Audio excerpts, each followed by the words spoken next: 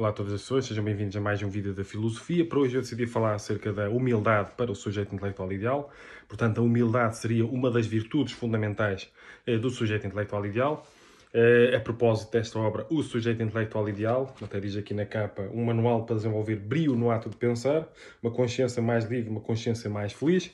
Portanto, nesta obra, eu crio uma espécie de sujeito intelectual ideal que seria um modelo a ser seguido com uma data de virtudes morais, intelectuais, emocionais, que uma pessoa deveria ter em conta para pensar da melhor forma possível, não é? Para se aproximar o máximo possível deste modelo, por exemplo, no enquadramento em que teria uma melhor relação possível com a própria ignorância, com os conhecimentos no sentido geral, com as próprias crenças, não é? Com o conhecimento no sentido geral, no sentido da verdade, não é? Verdade é uma questão filosófica por excelência, para além de científica. Portanto, com as outras propostas de verdade, com a diferença, não é? Com a alteridade intelectual, com a alteridade filosófica, o diferente, o contrário, o contraditório, o desconhecido. Portanto, nós temos de imaginar, o que eu crio aqui é o sujeito intelectual ideal é como se fosse um modelo a ser seguido com virtudes universalizáveis, quase, não é? Uma inspiração kantiana, não é? Se uma pessoa for a ver, por exemplo, o imperativo categórico de Kant, há uma frase assim mais simples, é: há de tal forma que a tua ação se possa tornar universal, não é? Portanto, aqui estas virtudes são virtudes que poderiam ser praticadas por toda a gente, não é? A não ser que alguém tenha um problema qualquer, cognitivo, ou uma deficiência mental, ou seja o que for, sem discriminação, mas o modelo a ser seguir para nós pensarmos da melhor forma possível, que haveria uma perspectiva de aproximação dela. Por exemplo, às vezes as pessoas associam a frase, eu costumo usar esse exemplo, não é? O que é que Jesus faria naquela situação, quase no enquadramento ético-moral? Uma pessoa deve pensar, quando aparece uma nova proposta de verdade, que possa provocar desconforto intelectual, uma pessoa pode pensar o que é que o sujeito intelectual ideal faria. Como é que ele se comportaria? Que tipo de virtudes ele teria a praticar? E uma delas, para além da coragem, da autoestima, autoconsciência, não é? Flexibilidade intelectual, curiosidade intelectual, dar o benefício da dúvida, que eu chamo o sacro benefício da dúvida, abertura consciencial, disponibilidade intelectual para coisas novas. Faço aqui uma desconstrução do exercício hermenêutico e como nós nos condicionamos, autocondicionamos de forma inconsciente, não é? O nosso ego é conforto-centrista e imediatista, não é? Ele está formatado, o nosso cérebro até para gasto menor de energia, portanto é um sistema de sobrevivência, e às vezes estar preso a preconceitos e estereótipos gasta menos energia, é mais fácil para nós, mas não propriamente para nos aproximarmos do sujeito intelectual ideal e para pensarmos da melhor forma possível. Portanto, é mais confortável, às vezes para o nosso ego, para o nosso cérebro até, é mais fácil, tendemos mais para uma ilusão confortável que para uma verdade desconfortável, não é? Porque é difícil. As coisas mais difíceis que existem no mundo é a mudança e é a diferença, relacionar com a diferença. Eu basta saber os problemas que uma pessoa pode ver no mundo. Portanto, a humildade seria uma das virtudes. Porque nós não queremos cair também como é que o efeito Dunning-Kruger, que é a incapacidade de uma pessoa reconhecer a própria impotência, a própria incompetência. Portanto, a humildade é uma das virtudes fundamentais para o sujeito intelectual ideal, que permite ter uma melhor relação com a diferença, com o contrário, com o contraditório, com a própria ignorância. Portanto, humildade no sentido também de autoconsciência. Nós admitimos a própria ignorância. Já repararam que há pessoas muito fanáticas que acham que já chegaram a todas as verdades, que parece que são donas da razão e impõem as suas verdades a toda a gente, as suas crenças, as suas teorias, ideias e ideologias, e dificilmente aceitam ou relacionam de forma saudável com outras perspectivas, com a diferença, com o contrário, com o contraditório, com o desconhecido. Estão muito apegadas, não é? Nossos apegos e bloqueios intelectuais geram um conservadorismo intelectual inconsciente, e isso tudo pode fazer com que uma pessoa ganhe arrogância também intelectual, às vezes também por falta de autoestima e tentativa de compensação, e nós não queremos isso se nos queremos aproximar o máximo possível do sujeito intelectual ideal. Portanto, a humildade é uma das virtudes basilares do sujeito intelectual ideal. E é fundamental para nós termos uma melhor relação possível com a ignorância, com a própria ignorância, com os conhecimentos, com o conhecimento no sentido geral, com as próprias crenças, com a diferença, com outras perspectivas, ideias e ideologias. Se eu não estiver cheio de certezas, cheio de convicções, achar que sei tudo como dono da razão, eu estou mais suscetível de relacionar da melhor forma possível com a diferença, com o contrário, com o contraditório, com o desconhecido. Porque eu reconheço a possibilidade de aprender alguma coisa nova com isso. E para isso é preciso uma virtude tão básica, tão basilar como a humildade. Portanto, este sujeito intelectual ideal não é perspectivado no sentido de ser aplicado pelas pessoas comuns, digamos assim. Portanto, não vamos imaginar o sujeito intelectual ideal como um sujeito que sabe tudo acerca de tudo, não é como um sujeito omnisciente. Não se trata apenas do conhecimento que o sujeito intelectual ideal tem, trata-se da relação com o conhecimento, estão a perceber?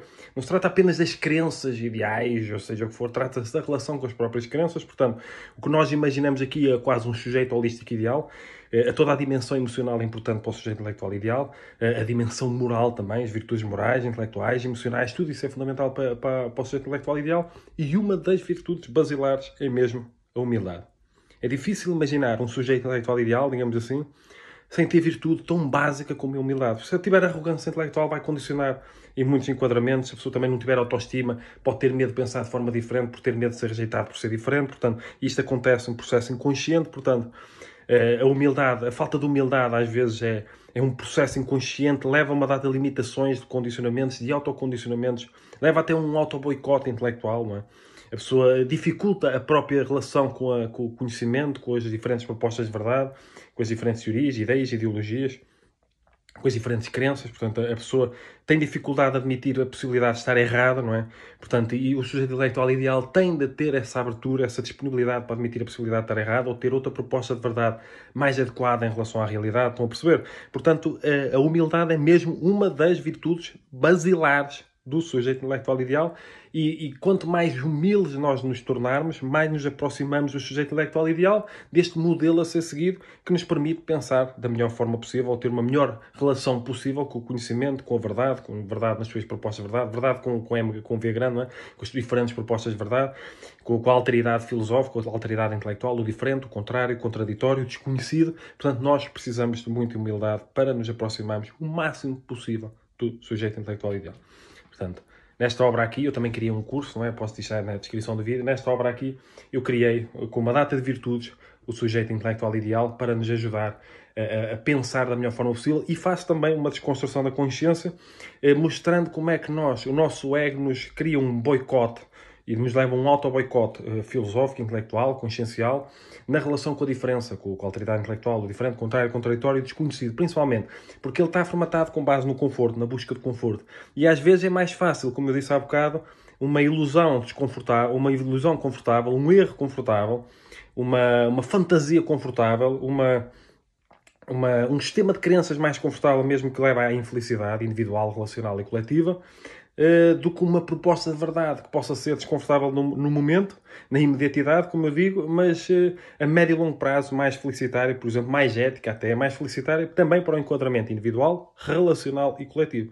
Portanto, a humildade é fundamental. Quanto mais nos tornamos humildes, quanto mais humildes nós procuramos ser e desenvolver, isto propõe um trabalho interior filosófico, mais nos aproximamos do sujeito intelectual ideal para pensarmos da melhor forma possível. Portanto, esta obra é muito interessante, mas sou suspeito. Dou uma data de referências, de práticas, de comportamentos, mostro como funciona a nossa consciência de forma inconsciente, como é que nós podemos desenvolver apegos, bloqueios e conservadorismo intelectual inconsciente, e como isso nos limita na relação com a verdade, entre outras coisas, com diferentes propostas de verdade que possam aparecer.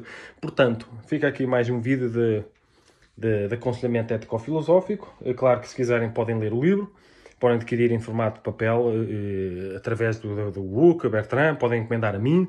Eu deixo, por exemplo, com autografado e com dedicatória. O meu e-mail é filipeferrecalhau@gmail.com. Também dou um curso acerca deste livro, quem quiser aprofundar. Tenho outros livros publicados em formato de papel e em formato digital, e outros cursos também que eu dou a cada aula, eu dou a cada pessoa. Também dou aconselhamento filosófico em termos de consultas. Para quem quiser ter uma consulta, deixo as referências na descrição do vídeo no YouTube. Portanto, se quiserem contribuir para a sustentabilidade e crescimento deste canal, para além do canal e outras plataformas onde eu publico, podem fazer doações para o meu IBAN, para o MBWay, que eu deixo na descrição do vídeo no YouTube. Podem também fazer divulgação, no sentido de comentarem, partilharem, porem like, isso é importante para dar sustentabilidade e crescimento ao canal e às minhas plataformas. Portanto, fica aqui mais um vídeo de aconselhamento ético-filosófico.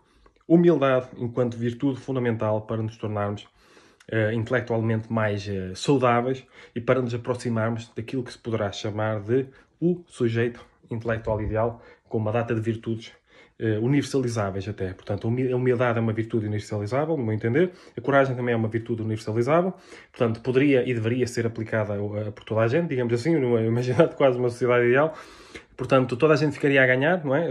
Enquanto mentir não seria universalizável, por exemplo, numa inspiração gandiana, a humildade, enquanto virtude, poderia ser enquadrada como universalizável. Seria bom para toda a gente, as pessoas serem todas mais humildes, não é? Portanto, e mais corajosas para enfrentar os próprios medos, não só de agentes externos, mas também as fobias intelectuais que a pessoa possa desenvolver de forma inconsciente. Eu falo também sobre isso neste livro.